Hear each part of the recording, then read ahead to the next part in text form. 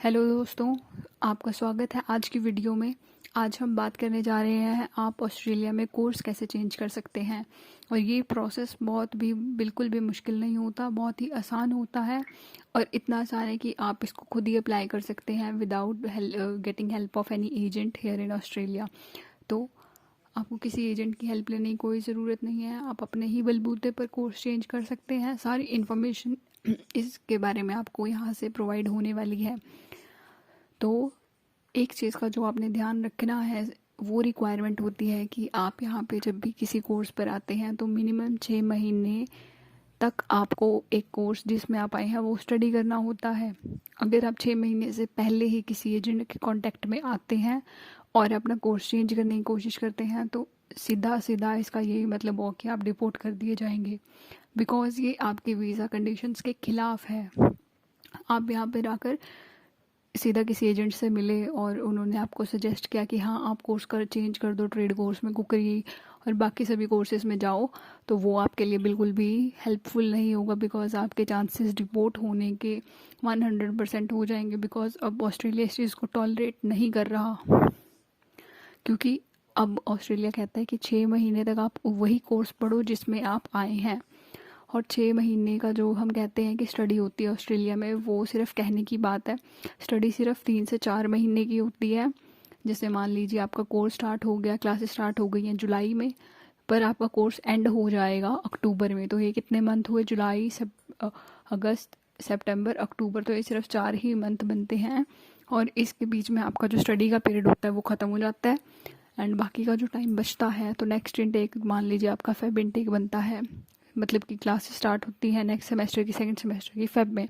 तो उतने जो आपका टाइम बच गया अक्टूबर से फेब के बीच का, उस टाइम में आपका रिजल्ट आता है। एंड नेक्स्ट जो आपका सेमेस्टर होता है उसकी क्लासेस स्टार्ट नहीं होती, पर उसका प्रोसेस स्टार्ट हो जाता है। मतलब आप फीस भरने लगते हैं तो सेकंड सेमेस्टर के लिए, तो प्रोसेस स्टार्ट हो जाता है, बट आपकी क्लासेस स्टार्ट होती हैं फेब के आसपास। तो अब बात करते हैं कि आप कैसे खुद चेंज कर सकते हैं बिना किसी एजेंट की हेल्प लिए, बिना मिसगाइड हुए। तो उसके लिए आपको क्या करना होता है कि मान लीजिए आपका सेमेस्टर कंप्लीट हो गया है, 3 महीने की 4 महीने की जो स्टडी थी वो आपकी हो चुकी है। तो आपने अब करना क्या है कि आपने मिनिमम 50% मार्क्स आप ले लीजिएगा, वो आपके लिए बेनिफिशियल रहेगा। बिकॉज जब आप कोर्स चेंज करेंगे, अगर आपने सिमिलर ही कोर्स में जाना हुआ आगे चेंज करते टाइम, तो आपको उस चीज़ से क्रेडिट मिल जाएगा और आपको वो दोबारा नहीं पढ़ना पड़ेगा। क्योंकि आप 14-15 हज़ार डॉलर लगा के एक सेमेस्टर की फ़ीस पे करते हैं, तो दोबारा आपको फिर 7-8 हज़ार डॉलर लगाना पड़ेगा। तो उससे अच्छा है कि आप अपने पहले वाले जिस सेमेस्टर में आप आए हैं उसको पास कर दें और आपका और ज़्यादा पैसा ना भरना पड़े, क्रेडिट पॉइंट मिल जाए आपको जो आपने यूनिट्स पढ़ी हैं उस चीज़ का। तो सबसे पहले आपने अपना जो भी सेमेस्टर है उसको पास कर लिया, उसकी आप ऑनलाइन ट्रांसक्रिप्ट डाउनलोड कर लें। एक ऑफिशियल ट्रांसक्रिप्ट होती है, कुछ यूनिवर्सिटीज़ हैं उनमें आपको पे करना पड़ता है ट्रांसक्रिप्ट के लिए, कुछ में नहीं करना पड़ता और आप उसको डाउनलोड कर सकते हैं। पर ये कोई बहुत बड़ा मैटर नहीं है, आप बहुत कम फीस होती है, मामूली सी फीस होती है, तो आप उसको डाउनलोड कर लें। उसके बाद आपने क्या करना होता है, डाउनलोड कर लिया आपने, अब आपने बहुत सारे कॉलेजेस होते हैं, नॉर्मली बच्चे यूनिवर्सिटी से कॉलेज में जाते हैं, यहाँ पर जब वो कोर्स चेंज करते हैं तो कॉलेज बच्चे आप बहुत ही ध्यान से चुने, अच्छे से बहुत सारी इन्फॉर्मेशन कलेक्ट करके, बहुत सारे फ़िल्टर्स लगा के आप अपना कॉलेज चूज़ करें कि आपको क्या कोर्स पढ़ना है। और आपको मैं ये सजेस्ट करती हूँ कि आप अगर मास्टर्स में आए हैं तो आप ट्रेड लेवल के कोर्स में ना जाएं, किसी डिप्लोमा को मत करें, क्योंकि ये जब आप अपना आगे का फ्यूचर के लिए प्लान करेंगे तो आपको इतना हेल्पफुल नहीं करेगा। जिस कोर्स में आप आए हैं, मान लीजिए आप मास्टर्स लेवल के कोर्स में आए, तो ट्राई करिए जब आप चेंज कर रहे हैं तो आप कॉलेज लेवल में आ जाएं, लेकिन कोर्स आपका मास्टर्स ही रखें, वो आपको बहुत बेनिफिट करेगा। क्योंकि ऑस्ट्रेलिया आगे आगे बहुत सख्त होता जा रहा है स्टूडेंट्स के प्रति, जो अपना लेवल चेंज कर लेते हैं स्टडी का, मास्टर्स से ट्रेड में चले जाते हैं, तो वो आपको आगे चल के पीआर लेने में भी हेल्प नहीं करने वाली चीज़ है। तो इसको ट्राई करना कि मास्टर्स में आए हो, कोर्स चेंज मास्टर में ही करना। तो जब आप अपने कोर्स के अकॉर्डिंग जो भी आपने लेना है उसके अकॉर्डिंग आप अपना कॉलेज सेलेक्ट कर लेते हैं, तो कॉलेज में आप अप्लाई करने लगते हैं ऑनलाइन। ऑनलाइन ही अप्लाई करना आपने, और फिज़िकल फॉर्म भी होता है अगर आपने वो फिल करना है तो नॉर्मली हम ऑनलाइन ही ऑप्ट करते हैं। तो उसके लिए आपने क्या करना है कि आपने कोर्स पे जाना है, आप वहाँ से अप्लाई कर सकते हो। अप्लाई करने के दौरान आपको कुछ डॉक्यूमेंट्स हैं जो कॉलेज को प्रोवाइड करने पड़ेंगे, जैसे कि आपकी जो आपने ट्रांसक्रिप्ट डाउनलोड की है, आपने अपने जो भी यूनिट्स थे उनको कवर कर लिया, 4 सब्जेक्ट थे आपके या जितने भी आपने पढ़े, तो वो उन सारे ट्रांसक्रिप्ट में आपको शो होंगे कि आपका क्या क्या सब्जेक्ट आपने पढ़ा, क्या क्या क्रेडिट पॉइंट आपको मिल सकते हैं, क्या नहीं मिल सकते, वो सारी चीज़ें वहाँ पर होती हैं। तो एक वो आपने अटैच करनी है। उसके बाद आप अपना पासपोर्ट अटैच करते हैं, अपने एकेडमिक डॉक्यूमेंट्स अटैच करते हैं, आपका जो इंश्योरेंस होता है OSHC कहते हैं जिसे हम, वो आपने अटैच करना है, और बाकी डॉक्यूमेंट्स जो होते हैं आपके वो सभी आपने अटैच करने होते हैं। तो जब आप वो सारे डॉक्यूमेंट्स अटैच कर देते हैं, उसके बाद आपका एप्लीकेशन लग जाता है कॉलेज में। कॉलेज में एप्लीकेशन, आपका जो ऑलरेडी वीज़ा आपके पास होता है वो अटैच करना होता है आपको, आपकी COE अटैच करनी होती है, आपने जो ILS-PT किया है वो आपको अटैच करना होता है। आपने जैसे आपने बैचलर्स में जो भी स्टडी करी है तो उसकी सारी DMCs एंड डिग्री अटैच करनी होती है। तो और आपका जो मेडिकेयर इंश्योरेंस होता है उसका एक आपको PDF मिलता है, वो अटैच करना होता है आपने। और ये बस यही डॉक्यूमेंट्स आपके लगते हैं जब आप अप्लाई करते हैं किसी कॉलेज में कोर्स के लिए।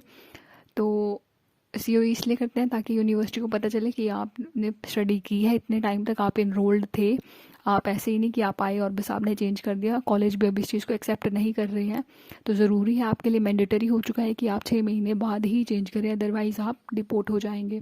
तो इस चीज़ को बहुत ही ध्यान में रखना, जब भी आप कोर्स चेंज करेंगे 6 महीने बाद ही करें। तो ये इन्फॉर्मेशन मैंने प्रोवाइड की है, और इसीलिए आपको अगर और भी इन्फॉर्मेशन चाहिए तो आप इस चैनल को सब्सक्राइब करें ज़्यादा से ज़्यादा, एंड शेयर करें वीडियो को अपने फ्रेंड्स के साथ। तो जब आप अपने सारे डॉक्यूमेंट्स अटैच कर देंगे तो उसके विद इन नेक्स्ट डे, उस नेक्स्ट डे तक आपका ऑफ़र लेटर कॉलेज से आ जाएगा, क्योंकि आपने जो एप्लीकेशन लगाई होगी वो ऑन शोर लगाई है, ना कि ऑफ शोर। ऑन शोर होता है कि आप ऑस्ट्रेलिया में ही हैं, तो इसलिए आपका प्रोसेसिंग टाइम बिल्कुल कम हो जाता है और आपका ऑफ़र लेटर बहुत जल्दी आ जाता है। ऑफ़र लेटर डिपेंड करता है, कॉलेज वाले कंडीशनल देते हैं या अनकंडीशनल देते हैं, वो उनकी मर्ज़ी है। और इसमें आपको ऐसा कुछ नहीं होता कि आपने बहुत सारे स्टेप्स को कवर करना है, नहीं। आपका ऑफ़र लेटर आ गया, ऑफ़र लेटर आने के बाद आपको इनिशियल डिपॉज़िट करना होता है। इनिशियल डिपॉज़िट होता है कि मान लीजिए यूनिवर्सिटीज़ में हम फ़ीस एक सेमेस्टर की भर कर आते हैं 15 से 16 हज़ार डॉलर, लेकिन कॉलेज में फ़ीस वो कम होती है, इसीलिए हम कॉलेज में चेंज करते हैं। तो कॉलेज में अगर आप सेम कोर्स पढ़ रहे हैं तो उसकी फ़ीस क्या होती है, उसकी 12-13 हज़ार डॉलर फ़ीस होती है पर सेमेस्टर। पर आपको वही कट कटा कर आपको वही कोर्स आपको एक सेमेस्टर के लिए पड़ता है 7 से 8 हज़ार डॉलर के बीच में। अब बात करते हैं इनिशियल डिपॉज़िट की। इनिशियल डिपॉज़िट होता है कि मान लीजिए आप जुलाई में आए थे, अक्टूबर में आपकी क्लासेस ख़त्म हो गई हैं, अब आप चाहते हैं कि आप अपना कोर्स चेंज कर लें, क्योंकि आप एक COE होल्ड करना चाहते हैं। क्योंकि अगर आप उसी यूनिवर्सिटी से कोर्स चेंज कर लेते हैं, ठीक है, पहले ही चेंज कर लेते हैं, और फिर आपका एक सेमेस्टर हो चुका है और अब यूनिवर्सिटी जो है वो फ़ीस मांगनी शुरू कर देगी आपको, और आप वो फ़ीस नहीं पे करेंगे तो आपकी COE कैंसिल हो जाएगी एंड इवेंचुअली आप डिपोर्ट हो जाएंगे। तो आप क्या करते हैं कि आप वो फ़ीस, जब तक यूनिवर्सिटी फ़ीस मांग रही है, आप उससे पहले ही एक COE होल्ड कर लेते हैं जिस कोर्स में आपको जाना है। तो अक्टूबर में आपने अप्लाई कर दिया कॉलेज में, आपका ऑफ़र आ गया, कॉलेज कह रहा है आप इनिशियल डिपॉज़िट कर दीजिए। तो अगर आपकी 7 से 8 हज़ार के बीच में आपकी फ़ीस आती है कॉलेज में, तो आपसे इनिशियल डिपॉज़िट मांगा जाता है 1200 या 1300 डॉलर। उसमें क्या होता है कि उसमें से आपकी 250 डॉलर हो जाती है एनरोलमेंट फ़ीस, और 1000 आपका बाकी फ़ीस जाती है।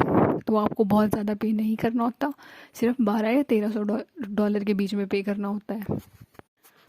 जब आप वो पेमेंट कर देते हैं तो उसके बाद आपको COE इशू कर देता है कॉलेज। अब वहाँ जब आपने एक नई COE होल्ड कर ली है तो आपकी पुराने वाली COE जब भी कैंसिल होगी हो जाएगी, पर अगर आपके पास एक वैलिड न्यू COE है तो आप डिपोर्ट नहीं होंगे, बिकॉज आप एक फुल टाइम स्टडी मोड पहले से ही आपने होल्ड कर लिया है, एम्बेसी आपको डिपोर्ट नहीं कर सकती उस केस में। तो ये सारी इन्फॉर्मेशन आपको आज इस वीडियो के थ्रू मैंने प्रोवाइड की है, इसीलिए आप चैनल को सब्सक्राइब एंड लाइक कर दीजिए।